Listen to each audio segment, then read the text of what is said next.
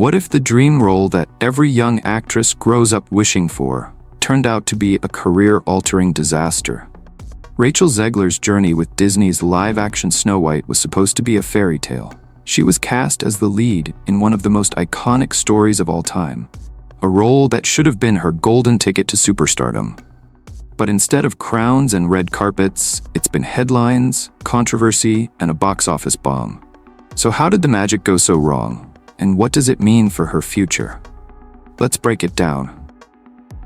Long before audiences even saw the film, Snow White was already in hot water, and much of it started with Rachel herself. During the promotional tour, Zegler made waves for all the wrong reasons. In interviews that quickly went viral, she criticized the original 1937 animated Snow White and the Seven Dwarfs, the very film that laid the foundation for Disney's empire. She said the old version was weird, called Prince Charming a stalker, and emphasized that her Snow White wouldn't be waiting around for a man to rescue her. Now, those comments may have been intended to show that the story was getting a modern upgrade, but to Disney loyalists, it came off as dismissive, almost hostile toward the very fairy tale they cherished. Zegler's tone struck many as sarcastic and some claimed even ungrateful for the opportunity she'd been given. Clip compilations of her interviews flooded TikTok and YouTube. The phrase, "Disney princess with a chip on her shoulder," became a common dig. And instead of building excitement for the film, the PR campaign started alienating the very audience it was supposed to draw in. But that was just the beginning. By the time Snow White officially premiered, anticipation had shifted into apprehension. Despite Disney's best efforts to salvage the rollout, last-minute trailers, carefully edited interviews, and full-page promotional spreads, the damage was already done. What was once a crown jewel in the making was now a gamble, and it didn't pay off. Opening weekend numbers told the story loud and clear. The film brought in a modest global total far below industry projections. And while Disney initially framed it as a slow-burn success, the truth became impossible to ignore by week 2. Ticket sales plummeted by a brutal 66%. That's not a dip, that's a nosedive. To put it into perspective, even some of Disney's less loved live-action remakes like Dumbo or Pete's Dragon managed to hold their ground better after opening. But Snow White didn't just underperform, it flopped in slow motion, bleeding viewers every day as word-of-mouth and online reviews painted it as both tonally confused and visually underwhelming. Critics weren't kind either. Some praised the costumes and musical performances, especially Gal Gadot's more theatrical turn as the evil queen. But the consensus zeroed in on a script that couldn't decide whether it wanted to honor or dismantle the original. Add to that Zegler's controversial presence as the face of the film, and it became more than just a bad box office weekend. It became a public rejection of the project altogether. Behind the scenes, Disney insiders reportedly scrambled to distance the company from the backlash. Plans for merchandising were scaled back, international rollouts were quietly dialed down, and talks of expanding Snow White into a broader franchise, as they had with Beauty and the Beast and Aladdin, were effectively shelved. What's worse is that the implosion didn't just affect Zegler. It rippled across the company. For a studio still reeling from underwhelming returns on other recent releases, Snow White felt like a moment of reckoning. A sobering reminder that even the most iconic IPs can fail when timing, tone, and trust with audiences are all misaligned. And in this case, it wasn't just a financial failure, it became a cultural one. One where the audience didn't just skip the movie, they actively rejected it. Behind the enchanted castles and studio gloss, things were not as picture-perfect as Disney hoped. On set, Rachel Zegler's working relationship with Gal Gadot, who played the evil queen, was said to be strained from the start. At first, fans assumed their lack of chemistry during press appearances was just awkward scheduling. But soon, the whispers started. According to crew members who spoke anonymously to industry blogs, there were clear creative differences between the two stars.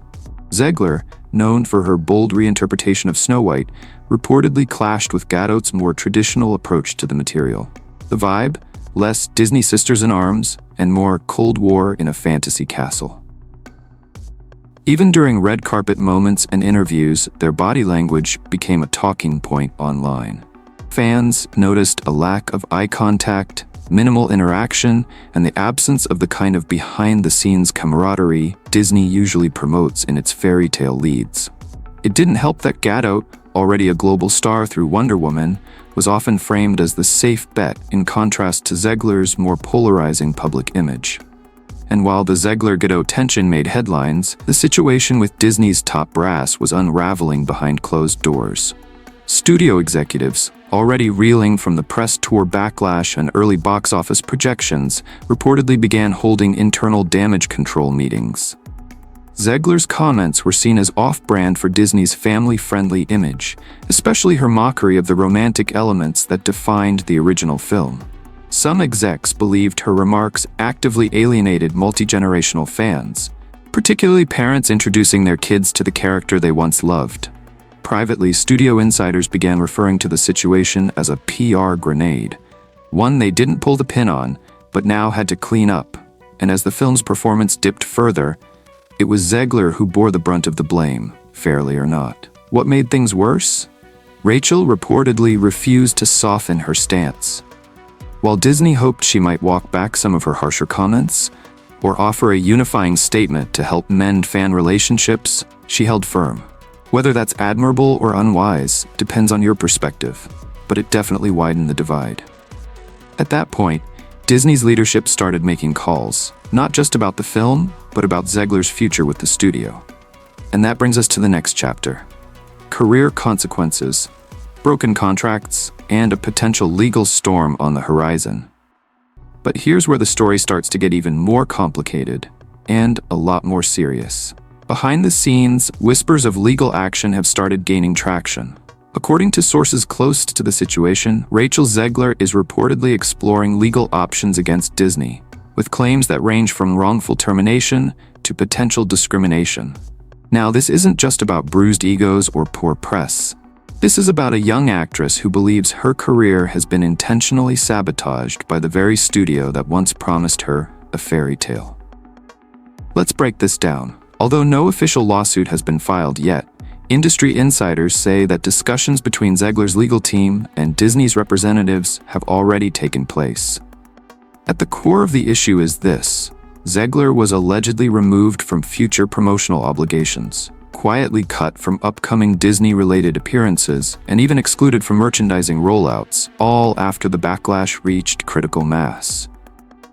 Her legal team reportedly views this not as a coincidence, but as a targeted campaign to distance the studio from her, without actually firing her outright. And here's the kicker: this all may have violated parts of her contract. If Zegler can prove that Disney breached her agreement or retaliated based on her public or political expression, especially considering her vocal support during the SAG-AFTRA strikes and her critiques of Hollywood's power structures, then this situation could snowball into a major labor rights case. Not just for her, but as a precedent for other actors navigating the increasingly blurred line between personal expression and studio branding. But even beyond the legal documents and quiet backroom meetings, there's the larger reputational risk. If this story hits the courts and becomes public record, Disney's carefully managed brand as an inclusive, progressive, talent-first studio could take a major hit. The studio's been under fire in recent years from both sides of the political spectrum, and another high-profile conflict involving race, gender, and creative freedom? That's the kind of PR nightmare no company, even Disney, wants on its hands. And for Zegler, the stakes are just as high. She's fighting for more than a contract. She's fighting for her credibility, her future roles, and maybe even her place in Hollywood. But what if this battle ends up blacklisting her instead? Here's the thing: this isn't just about one actress or one film. Snow White was supposed to represent a new chapter for Disney's live-action reimaginings, but instead it became a warning sign, one that suggests the studio's once bulletproof formula is cracking under the weight of modern culture wars, audience fatigue, and internal missteps. Is it possible that Rachel Zegler's modern feminist take on the character was ahead of its time? Or was it simply miscalculated, trying to retrofit a nearly century-old story into a mold it was never meant to fit? And more importantly, can Disney course correct, or are we watching the decline of an era that's run its course? What do you think? Is Zegler being unfairly villainized, or did she misread the room? Did Disney set her up for failure by not controlling the narrative earlier, or are they just scapegoating her now that the film flopped? Drop your thoughts in the comments. This one's a conversation, not a conclusion.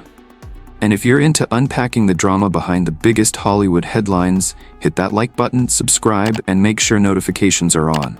We've got more deep dives coming your way, from streaming wars to behind-the-scenes chaos. Oh, and don't forget to check out the links in the description for bonus content and socials.